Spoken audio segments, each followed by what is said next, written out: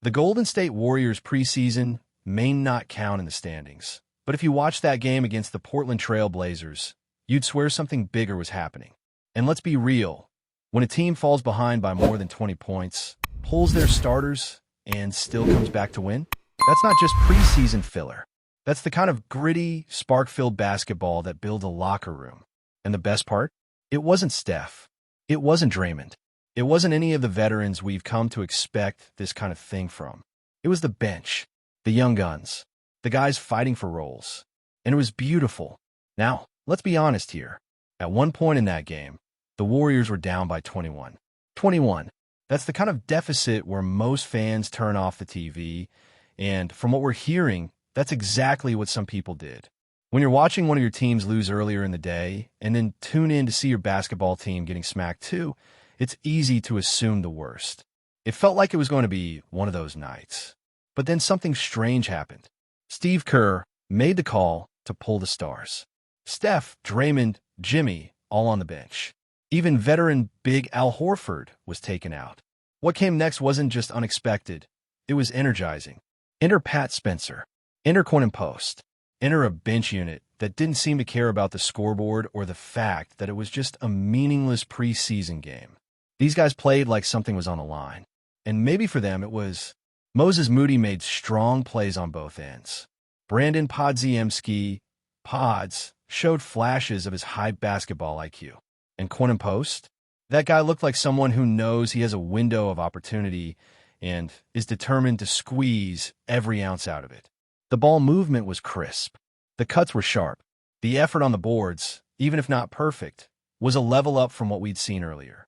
Watching that unit work the offense, swing the ball to the open shooter, attack the basket with purpose, that's the stuff coaches dream of in preseason. Not because it guarantees wins in the regular season, but because it shows that the team has depth and hunger. And speaking of hunger, let's talk about Quentin Post for a second. This is a guy who the Warriors brought in hoping he could stretch the floor, give them a modern big who can hit from outside, and maybe provide some minutes behind or even alongside Horford. Against the Blazers, he delivered offensively, went 7 for 14 from the field, knocked down 4 out of 9 from beyond the arc, and racked up 20 points in 25 minutes. Those are real numbers. That's not filler. That's a guy understanding the assignment. When you have a stretch big who can drag defenders out of the paint, everything opens up, especially for guys like Jimmy and Draymond who love to slash or facilitate near the elbow. But here's the thing. As great as Quentin was on offense, there was a noticeable gap on the boards. 4 rebounds in 25 minutes just isn't going to cut it when you're battling for a real role in this rotation, especially not when you have smaller players out-rebounding you. Denny Avdija, a wing, pulled down 8 boards. Shot and Sharp got a share too. That's where the concern comes in. Because if Post wants to be more than just a floor-spacing big who gets hot once in a while, he's got to crash the board harder.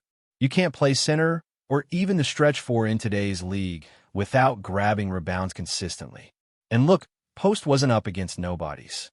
He held his own against Hansen Yang. And yes, fun fact, Hansen is actually his first name, with Yang being the family name, kind of like Yao Ming back in the day, and also had some solid possessions against Donovan Clingan, whom many thought would dominate. But still, 4 rebounds. That's a number that has to go up. Because if you're not crashing the boards, you're giving up extra possessions, you're letting momentum slip, and you're making it harder on your teammates who are already scrambling to rotate in contest. Post needs to channel some of that Zubac energy. I'm talking about those quiet, productive nights where a guy puts up 16 and 10 without making a ton of noise. That's the kind of baseline the Warriors need from him if he's going to be part of the real rotation. Nobody's expecting him to turn into Jokic overnight, but the team can't afford a deer-in-headlights version of Post when the playoffs come around. Especially not with the kind of bigs he'll have to match up against. Rudy Gobert, Anthony Davis, Nikola Jokic, even someone like Isaiah Hartenstein, who's carved out a strong role for himself. The Warriors can't rely on Al Horford forever, either. As reliable as Horford is, he's not playing 35 minutes a night anymore. Post has to grow into a guy who can give consistent minutes, grab boards, stretch the floor, and hold his own defensively. And again, this game was promising. He showed confidence. He hit his shots. But the next step is all about impact without the ball. That means boxing out. That means rotating quickly on defense. That means fighting for second-chance opportunities. That's what separates guys who play in preseason from guys who play in the playoffs. Now, let's switch gears for a moment and talk about Brandon Podziemski, a.k.a. Pods. The kid made waves recently with a bold statement. He said he wants Steph, Draymond, and Jimmy to pass the torch to him once they retire. Now, that's the kind of thing that'll either make fans excited about your confidence or raise some eyebrows. And honestly, a little bit of both is fair. Because yeah, you want young players who believe in themselves. You want guys who see themselves as future stars. But when you make a statement like that, you have to back it up. And against Portland, Pods didn't really do that. It wasn't a terrible performance, but it wasn't one that screamed future face of the franchise either. 18 minutes, limited impact, and not the kind of presence you'd expect from someone talking about taking over the Warriors once the core retires. If you want to be that guy, you need to dominate preseason games. Put up a stat line that makes management take notice. 18 points, 5 assists, a couple boards. That's the kind of outing that would justify big words. Instead, it just felt flat. Same goes for Jonathan Kuminga. Just 3 points in 18 minutes. Yeah, he grabbed some rebounds and made a few hustle plays, but this was a chance to shine. A preseason game against a non-playoff team should be an opportunity to put on a show and send a message to the front office. I'm worth every penny of that extension I'm asking for.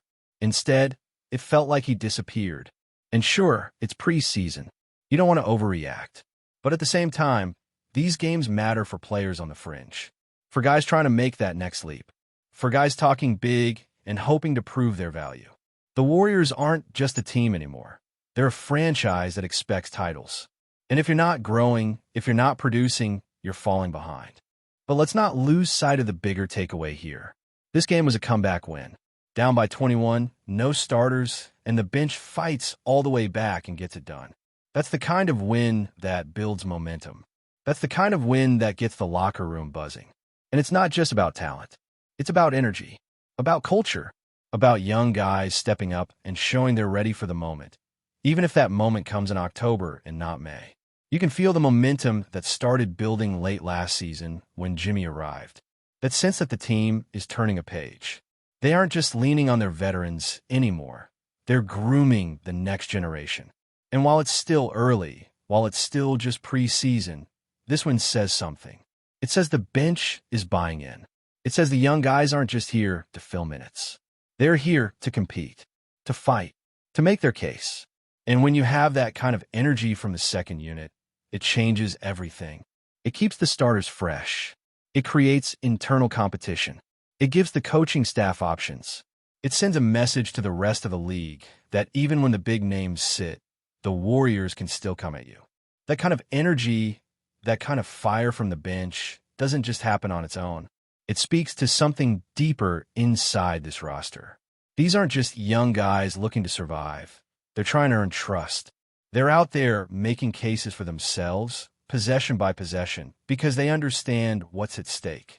And this isn't just about getting playing time in garbage minutes or shining in meaningless games. This is about building a foundation. If the Warriors want to compete for another title before the end of the Steph era, or at least stay in the conversation, they need guys who treat every chance like it matters. And against Portland, that's exactly what we saw.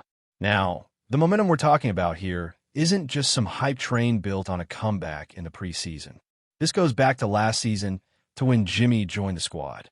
That move shifted something in the locker room. He brought a new mentality, a new pace, and a different kind of edge that this team desperately needed. You could see it in the way he attacked, in the way he defended, and especially in the way he communicated on the floor. It was contagious. And this summer, instead of that energy fading, it feels like it's grown. You saw it in the win over the Lakers. You definitely saw it in the comeback over Portland. That energy is spreading, and more importantly, it's trickling down to the second unit. That's critical, because we already know what the starting five can do. We've seen Steph light it up for over a decade. Draymond is still the vocal leader and defensive glue. Jimmy is adding that downhill force the team has been missing. Horford, even with age catching up, brings veteran presence and spacing. But none of those guys can play 40 minutes a night anymore. Not in today's league. Not with an 82-game grind plus the postseason. The Warriors are going to need real minutes from the bench, not just in blowouts or when someone's hurt, but consistently, game after game. That means players like Moody, Pods, Spencer, Post, they've got to keep evolving. And let's talk about that evolution. Moses Moody, for example, looked sharp. He didn't just score. He made smart cuts, boxed out, made reads on defense that show maturity beyond his years. He's not the flashiest player, but he's reliable, and you need that kind of stability off your bench. It's what separates real contenders from pretenders. You can't just rely on the top of your roster. Depth wins in today's NBA, especially in the West, where matchups are brutal and every inch matters. The big question now becomes, who among the young guys is ready to take that next step? Who's ready to carve out a role and be trusted when the games really count? Because preseason flashes are great, but they have to translate. We've seen players explode in October and disappear by December. That's not what the Warriors need right now. They need steady growth. They need confidence without arrogance. Ambition without empty talk. That brings us right back to Pods. His comments about wanting the torch passed to him weren't necessarily wrong. You want your young talent to have that level of self-belief. But with that belief comes a burden. You talk like a leader, you need to play like one. And not just when the lights are brightest, but when the rotation is shaky, when the team is down 20, when nobody's watching. That's the test of a future leader. Can you bring it every night, no matter the circumstances? And to be fair, Pods has the tools. He's got the IQ, he's got the passing vision, he's got that sneaky ability to get to the right spot at the right time. But this league doesn't care about potential. It cares about production. You don't earn respect with quotes. You earn it by consistently impacting the game. That's what Steph did. That's what Draymond did. That's what Jimmy's doing now. If Pods wants to be next in line, the path is right in front of him, but it won't be easy. Same goes for Kuminga. It's hard not to feel a little disappointed watching him log 18 minutes and only put up 3 points. Yes, he contributed on the glass. Yes, he had a couple of nice assists. But this was a perfect chance to flex. And it didn't happen. This was a game tailor-made for a player like Kuminga to step up and dominate. No pressure, no real defense being played, just a chance to put the ball in the basket and make noise. But he faded. And when a player fades in a game like that, it's hard not to wonder what happens when the pressure is real and the stakes are high. Before we continue, make sure to leave a like and subscribe to the channel so you won't miss any exclusive Dubs updates. Let's keep going. Whispers are turning into roars in the Bay Area, and the NBA world is on edge. According to insiders close to the situation, the Golden State Warriors may have pulled off one of the most shocking frontcourt moves in recent memory, locking in Bam Adebayo to join forces with Draymond Green. The deal, still wrapped in mystery and guarded silence, could signal a seismic shift in how the Warriors intend to compete in a Western Conference that has only grown tougher. If the rumors hold true, Golden State might be forming what fans are already calling the Great Wall of the NBA, a defensive fortress anchored by two of the league's most intelligent, versatile, and vocal enforcers. Imagine Adebayo's rim protection and lateral quickness meshing with Draymond's relentless switch defense and fiery leadership. It's not just a front-court pairing. It's a philosophy, a declaration that defense, not just shooting, will drive the next Warriors era. Reports from team insiders suggest that the Warriors brass, perhaps realizing that their dynasty's window is narrowing, moved aggressively to secure a piece that could extend the core's competitiveness.